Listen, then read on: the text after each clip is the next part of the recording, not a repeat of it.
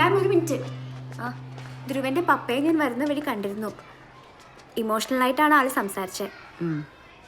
പക്ഷേ മാം ആൾ ജെന്യൂനാണെന്നാണ് എനിക്ക് തോന്നിയത്. ഇതൊക്കെ കോടതിയിലുള്ള കാര്യങ്ങളല്ലേ അഞ്ജു മാം. വെറുതെ എന്തിനാ ഇതൊക്കെ തലയിലെടുത്ത് വെക്കണേ? ഇനി കണ്ട സംസാരിക്കാൻ നിൽക്കണ്ട.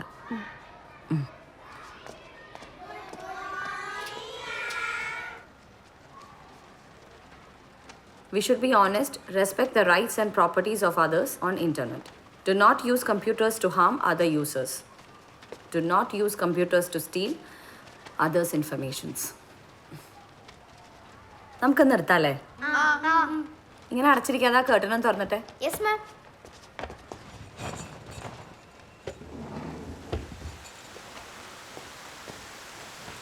ഞങ്ങളുടെയൊക്കെ ചെറുപ്പകാലത്ത് സ്കൂൾ തുറക്കുമ്പോൾ മിക്കപ്പോഴും മഴയായിരിക്കും. വെളിച്ചമില്ലാത്തതുകൊണ്ട് ടീച്ചർമാരെ ക്ലാസ്സും എടുക്കില്ല. ഞങ്ങളിങ്ങനെ മഴയൊക്കെ കണ്ട് വർത്താനൊക്കെ പറഞ്ഞിങ്ങനെ ഇരിക്കും.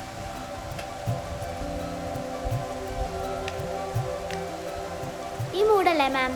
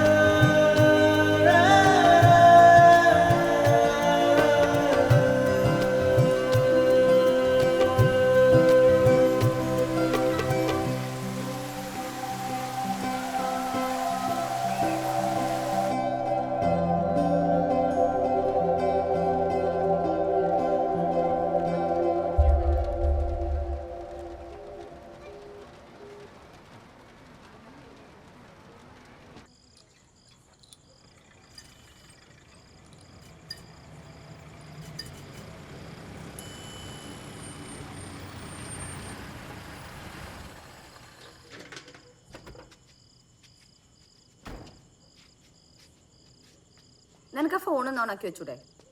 വിളിച്ചിരുന്നോ? ഇല്ല. പുതിയ സ്പേസിലേക്ക് മാറിയെന്ന് കുട്ടിശ്രീ പറഞ്ഞിട്ട് അറിഞ്ഞേ. തിരക്കിട്ട് വന്നുകൊണ്ട് ഗിഫ്റ്റ് ഒന്നും വാങ്ങിയിട്ടില്ല കേട്ടോ.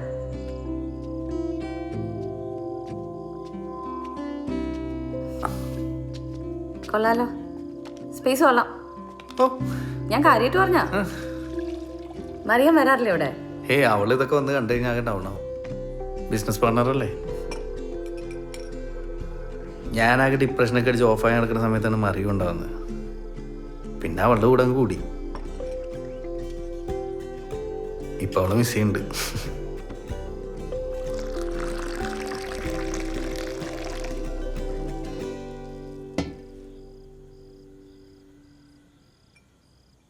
അന്നെൻ്റെ ബാബുജി നിന്നെ കിട്ടുന്നുണ്ടോയെന്ന് ചോദിച്ചപ്പോൾ ഒന്നും മിണ്ടായ ഞാൻ ഒരു മണ്ടനെ പോലെ ഇരുന്നില്ലേ, അതിപ്പോഴും എൻ്റെ ഉള്ളിലുണ്ട്.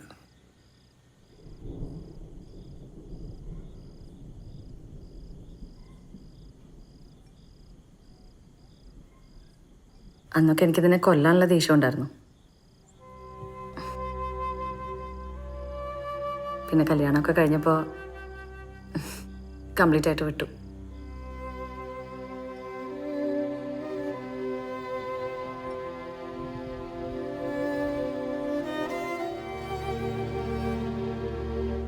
ഹസ്ബൻഡായിട്ട് എന്താ പ്രോബ്ലം?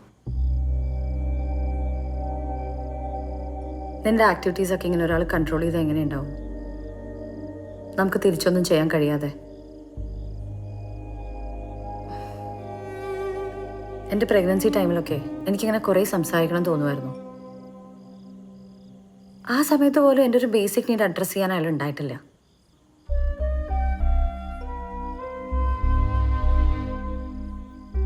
എപ്പോഴും ഞാൻ കൂടെ ഉണ്ടാവണം. പക്ഷെ ആരായിട്ടാന്ന് ചോദിച്ചാൽ സത്യം പറഞ്ഞാൽ എനിക്ക് അറിയില്ല. പിന്നെ ഞാനും അത് റിയലൈസ് ചെയ്യാൻ കുറെ ടൈമായി. എനിക്ക് ഒരു കാര്യം കൂടി നിൻ്റെ അടുത്ത് പറയാനുണ്ട്.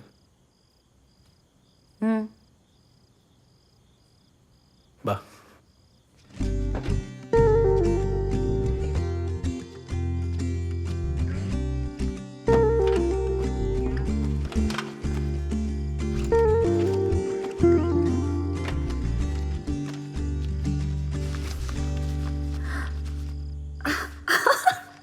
എടാ ദുഷ്ടത്, നീയാണോ കട്ടെടുത്തേ? ഇതെനിക്ക് ഫസ്റ്റ് പ്രൈസ് കിട്ടേണ്ടതായിരുന്നു. പിന്നെ ഇനി ഇതിലെന്താ നോക്കട്ടെ. അതെടുക്കരുത്. ചുമ്മാ ഇരുന്നേ, പിടിച്ചേ. ദേഷ്യം പഠിപ്പിക്കല്ലേ. ഓ വേണ്ട വേണ്ട വേണ്ട വേണ്ട, ഞാൻ വായിക്കാം.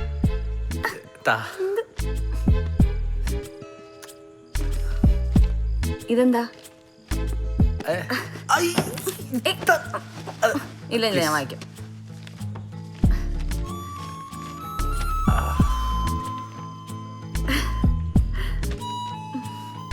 എന്ത് എഴുതണമെന്ന് അറിയില്ല, എന്നാലും എൻ്റെ മനസ്സിലുള്ളത് ഞാൻ എഴുതുന്നു.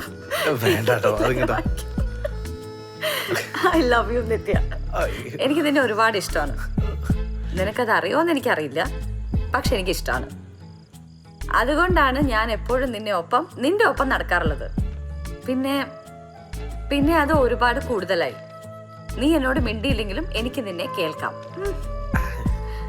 നീ ക്ലാസ്സിൽ വരാത്തപ്പോഴും ഞാൻ നിന്നെ കാണാറുണ്ട്. ഇപ്പോഴും വീട്ടിൽ പോയാലും നീ എൻ്റെ ഒപ്പമുണ്ട്. പഠിക്കാൻ പുസ്തകം എടുത്താൽ അപ്പോൾ ഓർമ്മ വരും.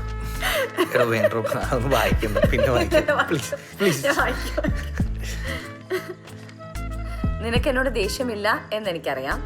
എനിക്ക് നിന്നോട് സ്നേഹം മാത്രമാണ്. ഇന്നലെ കളർ ഡ്രസ് ഇട്ട് വന്നപ്പോൾ നല്ല ഭംഗിയായിരുന്നു കാണാൻ.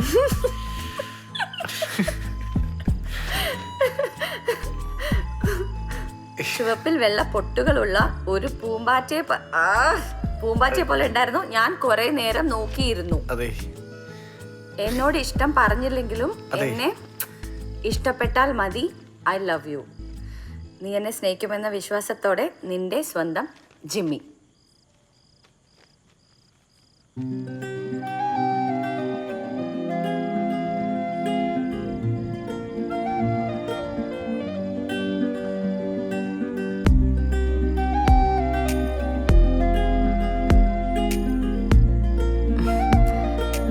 ഞാൻ പോട്ടെ.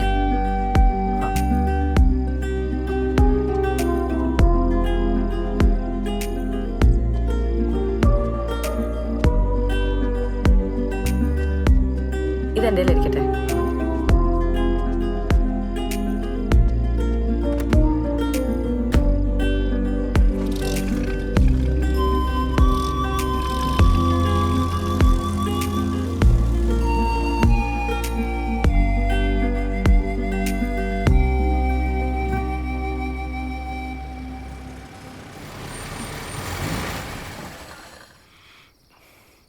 നിങ്ങളിപ്പോ വീണ്ടും നല്ല കൂട്ടായില്ലേ?